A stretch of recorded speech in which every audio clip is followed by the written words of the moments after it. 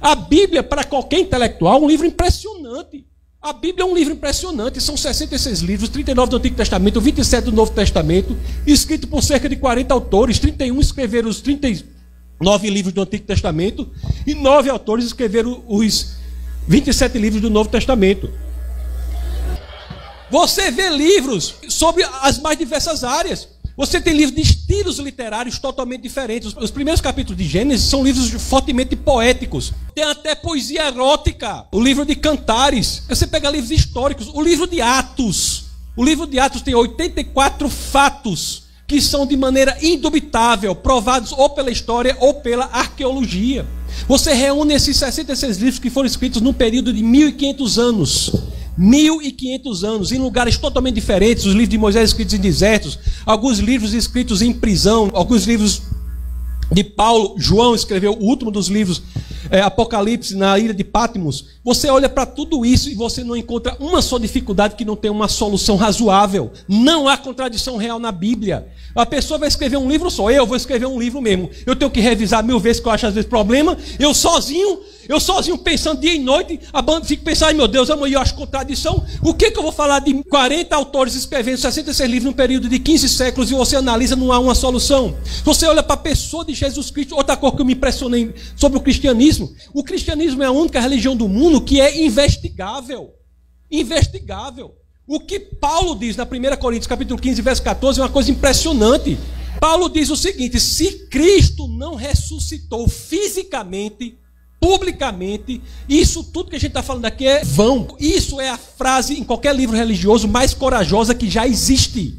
Porque ele está colocando todo o sistema de cristianismo com base num fato público que pode ser investigado historicamente. Você vai analisar a investigação histórica da ressurreição de Cristo. Eu posso falar aqui de análise textual, posso falar de vários argumentos a favor da ressurreição de Cristo. Inclusive tem até Gary Habermas, que dedicou a sua vida ao estudo das provas históricas da ressurreição de Cristo. Mas só para falar rapidamente, para terminar, que o rapaz ali fica levantando papel. Mas ainda não chegou, não. Ei, segura esse menino aí. Segura esse menino. Só para falar rapidamente. Só para falar aqui. Não. Segura ele aí. Não. Mas vamos, segura aí. Isso é rápido. Um minuto. Mas só vou falar só isso para você falar que a gente aqui não está lidando com a ficção. A gente não está lidando com a brincadeira.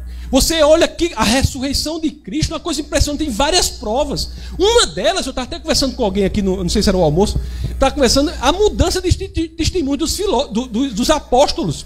Você olha que quando Jesus morre, quem eram os apóstolos? Era um povo frouxo, povo covarde.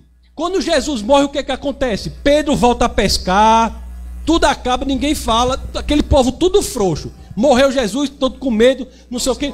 A experiência do Cristo ressuscitado, ressurrecto, juntamente com o que acontece em Atos 2, se você pegar essa experiência, muda radicalmente a vida dessas pessoas. Como é que pessoas tão covardes, tão temerosas, se tornam pessoas tão corajosas, que se deixam torturar, perseguir, torturar e morrer sem negar o fato histórico da ressurreição de Cristo. Todos os apóstolos de Cristo foram perseguidos, torturados e mortos, à exceção de João, que estava preso na ilha de Patmos, onde inclusive escreveu o Apocalipse. Todos os demais foram perseguidos, torturados e mortos sem negar. Por que teriam feito isso se isso não fosse a verdade? O que foi que ganharam com isso? Não há um só fato na história da humanidade que alguém tenha se deixado perseguir, torturar e morrer por algo que saberia que é mentira.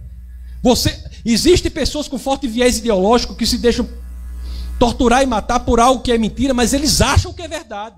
A tese de que teriam espalhado a mentira de que Cristo tinha ressuscitado não se sustenta a uma análise mesmo comezinha da história. Então o que nós temos que dizer quando falamos ciência e religião não é uma coisa, eu acho que a ciência deve ser igual à religião. Eu estou dizendo o seguinte: não quer ser religioso, não seja, esqueça, mas seja científico honestamente falando. Você não tem como fugir disso.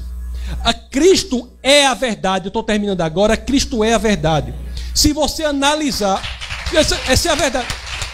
Se você analisar as duas palavras que a filosofia grega mais se debruçavam sobre. E a filosofia grega é algo importante, professor, porque qualquer outra filosofia que é feita da filosofia grega até agora não passa de notas de rodapé a filosofia grega. A filosofia grega se tinha duas palavras com as quais eles lidavam, e eles pesquisavam. Uma era a verdade, que em grego é aletheia.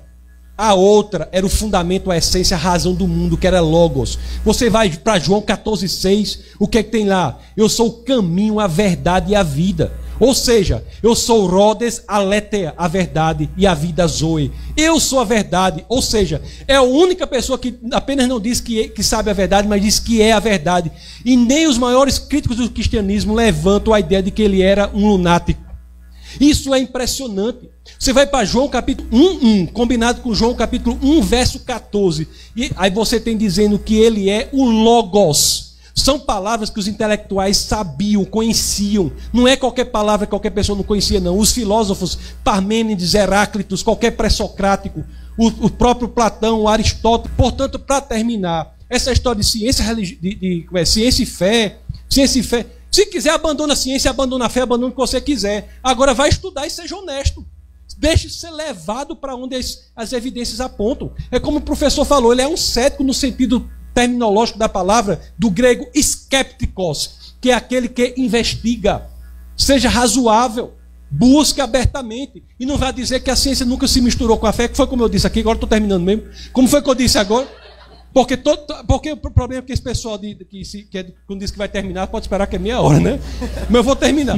Agora é para terminar. É como eu falei lá. Se você quer uma relação mais visceral, nevrálgica, não há entre ciência e fé, pelo simples fato de que a ciência só existe por conta da fé.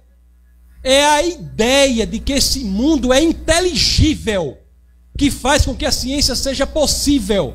Não há nada na ciência, nem na química mais profunda que um dos maiores químicos do nosso país está aqui.